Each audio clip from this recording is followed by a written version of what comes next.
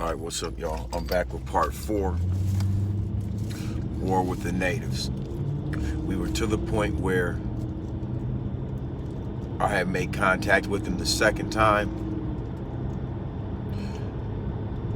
Hit him up his backside probably about 7 or 8 times. And he had ran off, and I wanted to get the flashlight. The one flashlight that I remember. I went to get that. The girl didn't want to let it go for some crazy reason. I ended up having to tug it out of her hands. At that point, I started chasing him. But now he had a good, probably 5-second jump on me, which is kind of a long time in this kind of scenario. And he's running for his life. So I get to chasing him, and as I'm chasing him, I come across another one of these individuals who, mind you, there was I think about 6 of them, and then there was about 2 girls, but the girls really didn't have anything to do with anything. So I never really saw them. After I stabbed him the first time, I never really saw them girl. I'm sure they were around, but I didn't see them after stabbing him the first time. I don't know if they just got the fuck away from there and left the dudes to fight, or how it went. They usually don't leave each other like that. So for a dude to be left behind was kind of rare, I thought. And I have my theory about that. So I'm trying to chase this dude down. I can't find him. I make contact with somebody else that I haven't done anything to yet. I haven't really even seen him much, but I probably was maybe introduced to him or something. I'm not really familiar with this person, but I know he's with them. So somebody runs up on him and tries to throw a punch, a weak ass punch, and the native dude swung the cooler at dude and either hit him, which it didn't do much damage, but when he hit him with the cooler, all the beer went flying out on the ground. This fool, in the middle of all-out war, I guess the end of it, drops down to his knees and starts picking up the beers. I swear, man, starts picking up the beers and putting them back in the cooler like he didn't give a fuck about what was about to happen to him. He wanted that beer before anything. Kind of blew my mind now that I think about it. So I run up on him with the blade right in his face, and I got the flashlight, so I'm letting him see what's coming. So I start playing with him and taunting him you want to see what the blade feels like? You want to really see what the blade feels like? And I'm just toying with him now, man. And he's like deer in the headlights. He's not running, he's not doing shit. I want him to just run though. I really don't want to stab this dude, man. I want you to run. So finally, it kind of, I guess, clicks in his mind after me toying with him and taunting him with the blade a few times, just fucking with him, and you know what I'm saying?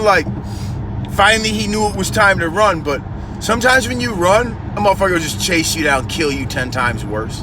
That wasn't what I was going to do to him, though. I just wanted him to run. But I understand why he didn't want to initially run, because when that chase is on, sometimes it just makes the kill worse, man. When you start running, sometimes it's better to face it. So I really didn't have much with him, so I chased him up out of the woods. At some point must have found my ride, and that was about the end. Now we're out of the woods. But it's not the end of the story. So now we're out of the woods.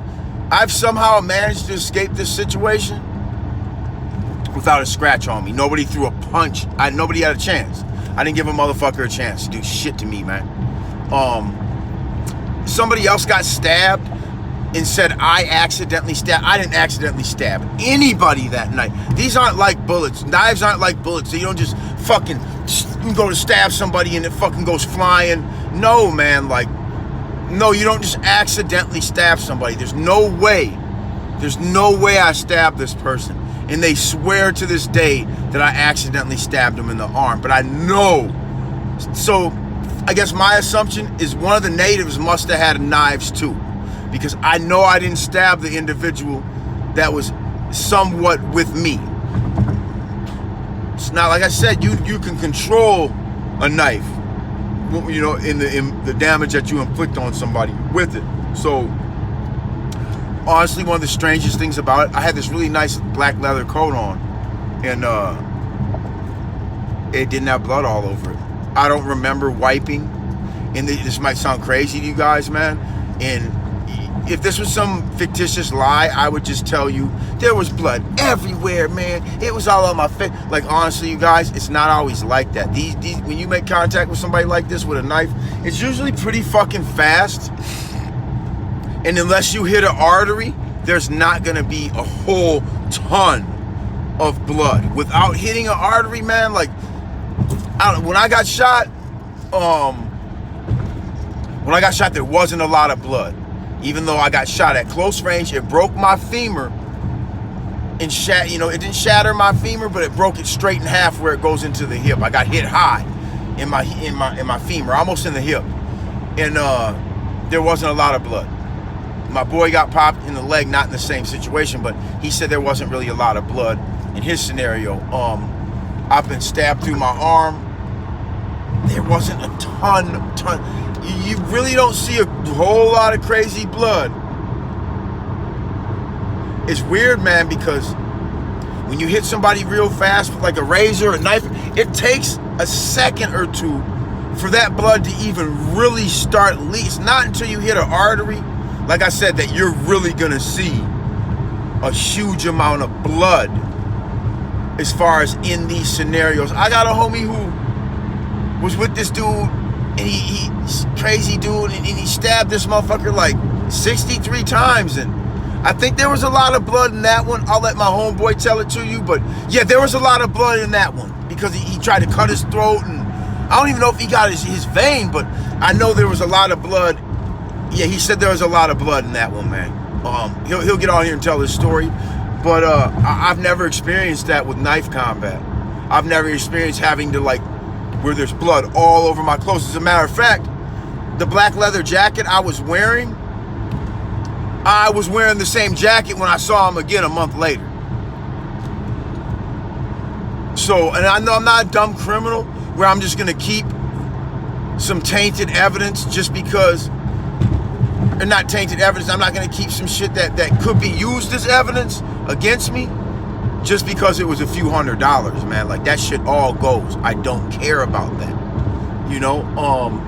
And really, honest, you guys, these scenarios don't come down to how slick you are or any of this type of shit or what. It comes down to whether your victims, or even if there even are victims, are willing to, first of all, say that somebody did this to them, even though when it's obvious. Second of all, they have to be able to be willing to testify against you. That's until you kill somebody, they have to come into court and testify against you and really put you. Now, everybody recording all these fights and all that. See, now that's another scenario. I don't know how that goes. I don't know how that goes when the victim doesn't want to talk, but you shot him on camera and he survived. Now, once you kill somebody, their body is going to testify against you no matter what. Doesn't matter what they feel. Doesn't matter whether they would have told on you. Doesn't matter whether they want you in jail. Their body will forensically testify against you. That's when it gets fucked up, and it goes beyond anything that, you know what I'm saying, it's just out of everybody's control at the point where you kill somebody. It don't matter if they was going to tell on you for fucking them up, gunning them down, or none of that. Now it's not even an option. Their body's going to speak. So, you know, you can be out here doing whatever, but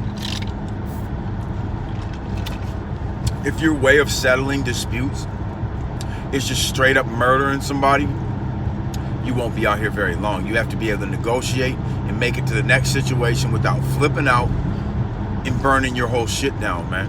Any old fool can go kill somebody and fuck their life up. I could do it today, tomorrow, a year from now, 10 years from now, probably all the way up until I'm old. I'll probably still be in that category of that dangerous where I might snap like that.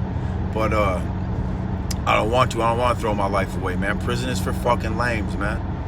Do I really look like a lame? Do I really look like somebody that wants to sit in the joint